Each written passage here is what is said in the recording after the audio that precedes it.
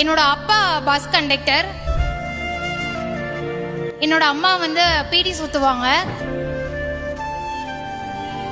ஏன் நான் இதை முக்கியமா சொல்றேன்னா, இந்த மாதிரி குடும்பத்துல இருந்து ஒரு IAS IPS வர்றது ரொம்ப கஷ்டம். சிம்பிளா சொல்லணும்னா, ஒரு 1 year பேக் ஒரு 4 rows பின்னாடி as a பெனிஃபிஷியரா உட்காந்துருந்தேன். இப்போ as a ஆஃபீஸரா நான் முன்னாடி ரோல இருந்து இங்க வந்திருக்கேன். Good evening every one. என்னோட பேர் இன்பா. என்னோட ஊர் செங்கோட்டை, தென்காசி மாவட்டம்.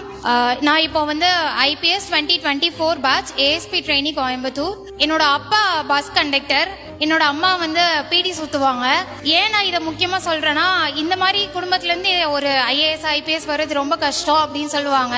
அது கிடையாது. அதற்கு நம்மளுடைய அரசாங்கம் நிறைய உதவிகள் இருக்கு. நம்ம அதை ப்ராப்பரா யூட்டிலைஸ் பண்ணணும். நான் ஒரு BE இன்ஜினியரிங் கிராஜுவேட். நான் என்னோட 3rd அட்டெம்ப்ட்ல கிளியர் பண்ணேன். ஃபர்ஸ்ட் 2 அட்டெம்ப்ட் நான் என்னோட வீட்டுல இருந்து படிச்சிட்டு இருந்தேன். என்னால இங்க சென்னை தங்கி படிக்கிற அளவுக்கு ஃபினான்ஷியலா I am not very strong. So அப்போதான் நான் முதல்வன் ஸ்கீம்ல என்ட்ரன்ஸ் எக்ஸாம் வச்சு நான் கிளியர் பண்ணி ஆல் இண்டியா சிவில் சர்வீஸ் இன்ஸ்டியூட்ல இருந்தேன். அங்கே தான் நான் ப்ரிலிம்ஸ் கிளியர் பண்ணேன். தென் மெயின்ஸ் அவங்க கிட்ட இருந்தா நான் ட்ரைனிங் எடுத்துக்கிட்டேன். அங்கே தான் இருந்தேன்.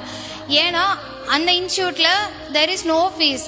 அகாமடேஷன் ஃபீஸ் கிடையாது, ஃபுட்டுக்கு ஃபீஸ் கிடையாது, ட்ரைனிங்க்கு ஃபீஸ் கிடையாது. நம்ம அந்த என்ட்ரன்ஸ் எக்ஸாம் மட்டும் கிளியர் பண்ணால் போதும். ஸோ இப்போ அந்த ஸ்காலர்ஷிப் எக்ஸாம் வந்ததுக்கு அப்புறமா எக்ஸ்ட்ரா மந்த்லி 7,500 சேர்த்து கொடுக்குறாங்க.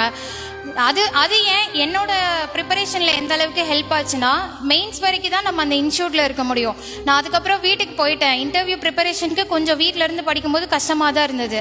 அப்புறம் ஸ்காலர்ஷிப் எக்ஸாம் வந்தது, அதை நான் கிளியர் பண்ணியிருந்தேன். அதுக்கப்புறம் ஓகே, இந்த மந்த்லி 7,500 வச்சு நம்மளால சென்னை போய் இருந்து படிக்க முடியும்னு நினச்சிட்டு அதுக்கப்புறம் இங்கே அதோட படித்து அந்த மார்க் இன்டர்வியூஸ்லாம் அட்டென்ட் பண்ணியிருந்தேன். அதில் தான் நான் இப்போ கிளியர் பண்ணி அந்த 2024 பேட்சில் நான் ஜாயின் பண்ணியிருக்கிறேன்.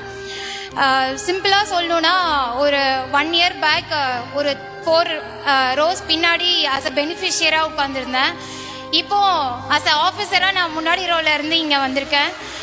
I wish everyone all the best. கண்டிப்பாக நிறைய பேர் UPSC எழுதி இந்த இடத்துக்கு வரணும் அப்படின்னு நான் விஷ் பண்ணுறேன். தேங்க்யூ.